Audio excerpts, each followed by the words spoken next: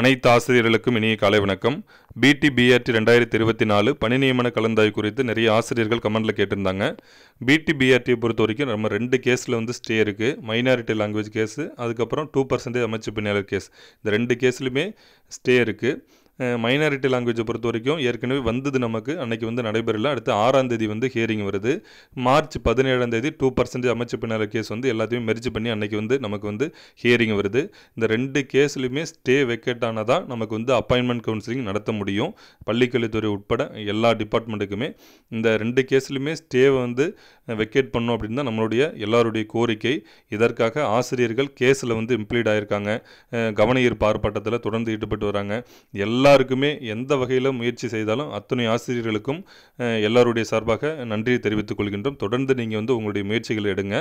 நம்மளுடைய நோக்கம் இந்த கேஸு ஸ்டே வெக்கேட் ஆன உடனே காலதாமதப்படுத்தாமல் அப்பாயின்மெண்ட் கவுன்சிலிங் நடத்தணும் அப்படின்னு தான் எல்லாருடைய கோரிக்கை. நிச்சயமாக அது நடைபெறுவதற்கான வாய்ப்புகள் மிக அதிகமாக இருக்குது. மார்ச் 14ஆம் தேதி தமிழ்நாடு பட்ஜெட் தாக்கல் செய்ய இருக்கிறாங்க. அதனால் நமக்கு ஏதோ ஒரு நல்ல செய்தி கிடைக்கணும்னு சொல்லி நம்ம எல்லாருமே கோரிக்கை வைக்கிறோம். நிச்சயமாக கிடைக்குங்கிற நம்பிக்கை இருக்குது.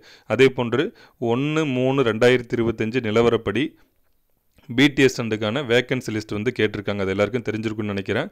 அந்த படிவத்தில் பார்த்திங்கன்னா 6 to 10 மாணவர் எண்ணிக்கை, அதே போல் சேங்ஷன்டு போஸ்ட்டு. இப்போ ஒரு ஸ்கூலுக்குன்னா என்னென்ன போஸ்ட் சேங்ஷன் பண்ணியிருக்காங்க, ஃபில்டு எவ்வளோ போஸ்ட் ஃபில்டு, அந்த இதில் சேங்ஷன்டு போஸ்ட்டில் எவ்வளோ ஃபில்லாக இருக்குது, எவ்வளோ வேக்கண்ட் அப்படிங்கிறது தெளிவாக நமக்கு லிஸ்ட்டெல்லாம் கேட்டிருக்காங்க. ஏதோ ஒரு வகையில் நமக்கு ஒரு நம்பிக்கை இருக்குது. அதே போன்று எல்லாருமே ஜூனில் தான் அப்பாயின்மெண்ட், அது மாதிரிலாம் எதுவும் யோசிக்க வேணாம். நமக்கு ஸ்டே வெக்கேட் ஆன உடனே டிலே பண்ணாமல் நமக்கு கவுன்சில் நடத்தணும். இதுதான் நம்ம எல்லாருடைய கோரிக்கை. நிச்சயமாக அது நடைபெறுவதற்கான வாய்ப்புகள் அதிகமாக இருக்குது. அடுத்தது இடைநிலை ஆசிரியர் தேர்வு 2024. இன்னும் கீ ஆன்சர் வெளியிடவே இல்லை. ஆசிரியர்கள் அவருடைய உரிமைக்காக தொடர்ந்து போராட்டத்தில் ஈடுபட்டு வராங்க. காலி பணியிடங்களை உயர்த்தணும், ஆன்சர் கீயை வெளியிடணும்னு சொல்லி தொடர்ந்து அவருடைய உரிமைக்காக போராட்டத்தில் ஈடுபட்டு வராங்க. அதற்கும் அவங்க காலதாமதப்படுத்தாமல் விரைந்து நடவடிக்கை எடுக்க வேண்டிய பொறுப்பு தமிழ்நாடு அரசிற்கும் ஆசிரியர் தேர்வாரியத்திற்கும் நிச்சயமாக இருக்குது. அதனால் செய்வாங்கங்கிற நம்பிக்கையும் இருக்குது.